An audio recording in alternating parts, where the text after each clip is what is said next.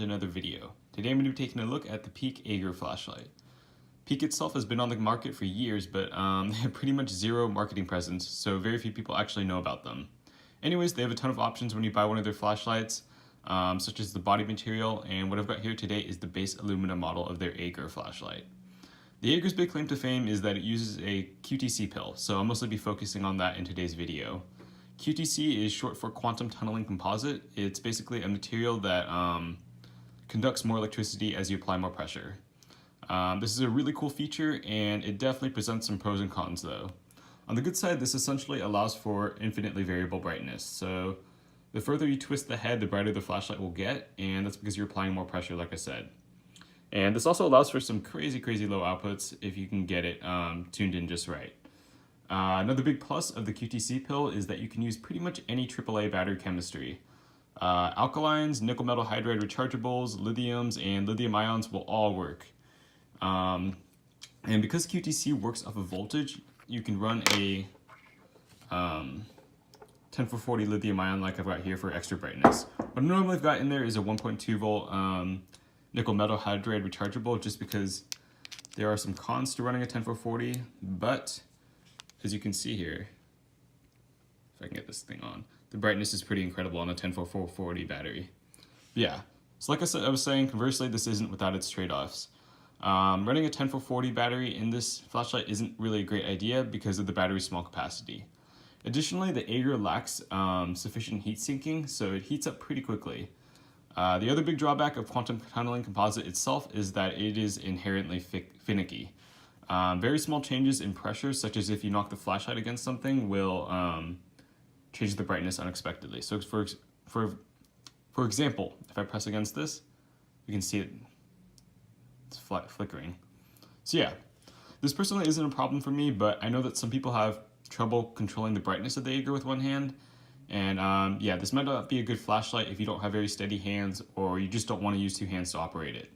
In terms of construction, this flashlight is built very solidly. The body of the flashlight is rigid, and the threads themselves are very smooth. Overall, it just feels like a flashlight that you can beat the crap out of and just not have to worry about too much. And if we pop up in the head here, you can also see that the contact and the head itself are sealed in an epoxy. What this basically does is it protects the flashlight if there's a big drop or something, so it's a lot more resistant to shock. And this is commonly referred to as potting, and it's something that you generally won't see in most production flashlights.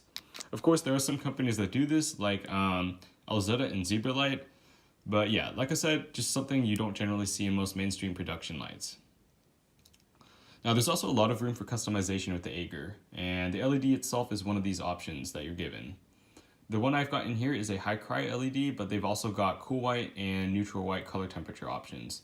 The obvious drawback that you get with an LED like this, the high cry, is that there's less brightness. And if you guys have watched my channel, you probably know by now that I really couldn't care less about the output. Most flashlights these days put out more than sufficient output for most any EDC task, but I really can't ignore the output in the Eiger's case.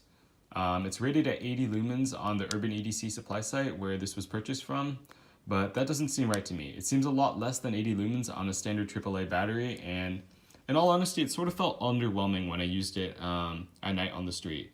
This could in part be due to the floody optic, but I think it deserves mention. With that said, this isn't a flashlight that you should expect to be using for medium to long range tasks. It's definitely better for short to close range applications. And in that regard though, Peak does offer a fatter head for the Eiger that gives a farther throwing beam. A final aspect of customization is this tail here. This is a very well designed tail in that it screws out similar to the Prometheus Beta, another very well known AAA flashlight. There's a myriad of attachments that this allows for. I'm not going to unscrew it here because it's a pain to get screwed back in, but basically you can put a clip, a momentary on plunger, and the keychain lug that I've got on here. I really don't want to deviate into it too heavily, but there are certain drawbacks to the clip and the momentary on plunger that I mentioned that would make me not want to recommend them. The bottom line is that the Peak Eiger is a very compromised flashlight. From the QTC pill to the LED and various customization options, the Eiger is a flashlight that definitely isn't suited for everybody, and it's targeted toward a niche market. I really don't think that most average consumers will appreciate a flashlight like this. However, if you're looking for a bomb-proof AAA flashlight with lots of room for customization, and you can also accept the foibles of quantum tunneling composite, then this might be your flashlight. On the topic of durability, there's not many AAA flashlights that can come close to how reliable the Eiger is. In part, this is due to how simple it is. It's a twisty, it's got potted electronics, and it uses quantum tunneling composite. In other words, there's very little that can go wrong with it.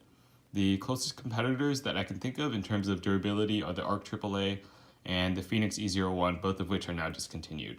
I think the Phoenix E01 was discontinued quite recently, but the ARC AAA was discontinued ages ago. There's a new one, I think, called the Sofer and something. There's like a group ad for that going on. I haven't looked into that too closely, but it might be a close competitor to this. That said, even I myself don't use this flashlight very much. There's a lot of other better options out there, sans the Eiger's insane bomb-proof construction, of course. All in all, I hope you guys found this video review informative. If you did, be sure to hit that like button and to subscribe for future content. Thanks for watching.